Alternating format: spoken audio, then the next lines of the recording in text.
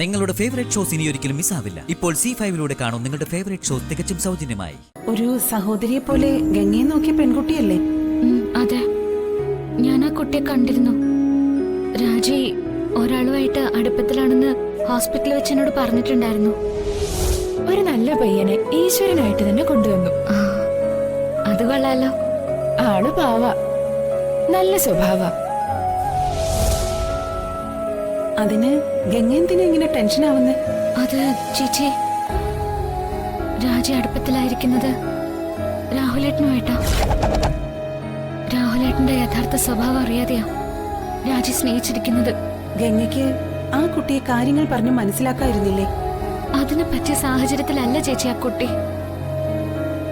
രാജിയുടെ കാഴ്ചപ്പാടിൽ രാഹുലേട്ടൻ എല്ലാ അർത്ഥത്തിലും മാന്യനാ.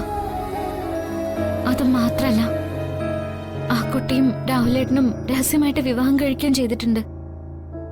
ആ കുട്ടി എല്ലാ അർത്ഥത്തിലും രാഹുലേട്ടന്റെ ഭാര്യയായി എന്നോട് പറഞ്ഞിട്ടുള്ളത്.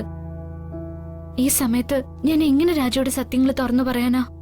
വലിയൊരു കുടുക്കിൽ തന്നെയാണല്ലോ രാജി ചെന്ന് ചാടിയിരിക്കുന്നത്. അതെ, അത്രയും നല്ല സ്വഭാവമുള്ളൊരു പെൺകുട്ടിക്ക് ഇങ്ങനൊരു അബദ്ധം പറ്റിയല്ലോ എന്നുള്ളതാ എന്റെ സങ്കടം. രാഹുലേട്ടന് ആ കുട്ടിയെ ചതിക്കുക എന്ന ലക്ഷ്യം മാത്രമേ ഉള്ളൂ. അത് ഉറപ്പാണല്ലോ. എല്ലാം മറച്ചുവെച്ച് രാഹുലേട്ടൻ മറ്റൊരു വിവാഹത്തിന് തയ്യാറാവുക. അങ്ങനെ സംഭവിച്ച രാജിയുടെ ജീവിതം നശിക്കും. ആ കുട്ടി പിന്നെ ജീവിച്ചിരിക്കുമെന്ന് പോലും പറയാൻ പറ്റില്ല. ഇതിപ്പോ ആകെ പ്രശ്നമാണല്ലോ ഗംഗെ. ഇനിയിപ്പോ എന്ത് ചെയ്യും? മഹേട്ടനെ വിവരം അറിയിച്ചാലോ? എന്തെങ്കിലും ഒരു തീരുമാനം മഹേട്ടനുണ്ടാക്കും. അത് വേണ്ട, അത് നമുക്ക് തന്നെ ദോഷം ചെയ്യും. എനിക്ക് മനസ്സിലായില്ല. നിനക്ക് ആ ദേവയാനിയുടെ സ്വഭാവം ശരിക്കും അറിയാഞ്ഞിട്ടാ. തന്റെ മക്കളെ രക്ഷിക്കാൻ അവരെന്തും ചെയ്യും. ഏത് രീതിയിലും മഹിയേട്ടന്റെ മനസ്സ് മാറ്റിയെടുക്കും. മഹിയേട്ടന് മറ്റാരേക്കാളും വിശ്വാസവും സ്നേഹവും ആ ദേവയാനിയാണ്. അത് നീ മറക്കരുത്. പിന്നെ നമ്മൾ എന്താ ചെയ്യാ?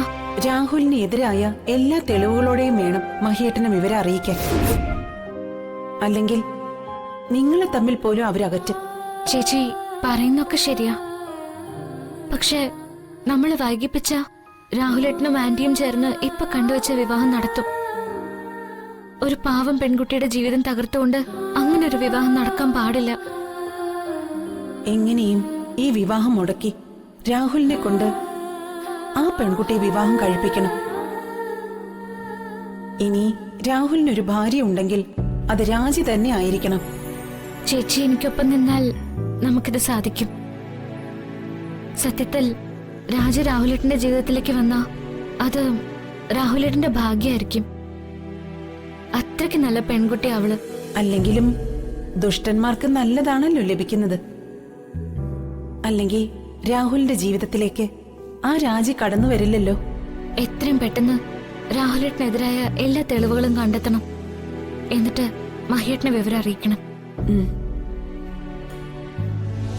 വളരെ നല്ല ആളാണ് ചേച്ചി. ഞാനെന്ന് വെച്ചാ ഏട്ടന് പ്രാണനാ. രാഹുലേട്ടൻ എന്റെ ജീവനാ. അദ്ദേഹം ഇല്ലാതെ എനിക്കൊരു ജീവിതമില്ല. അദ്ദേഹം എന്റെ കഴുത്തിൽ താലി കെട്ടിയിട്ടുണ്ട്. എല്ലാ അർത്ഥത്തിലും ഭാര്യ ഭർത്താക്കന്മാരായി ജീവിച്ചവരാ ഞങ്ങള്. ഡൗൺലോഡ് ചെയ്യൂ C5 ആപ്പ്. കാണൂ എല്ലാ എപ്പിസോഡുകളും സൗജന്യമായി.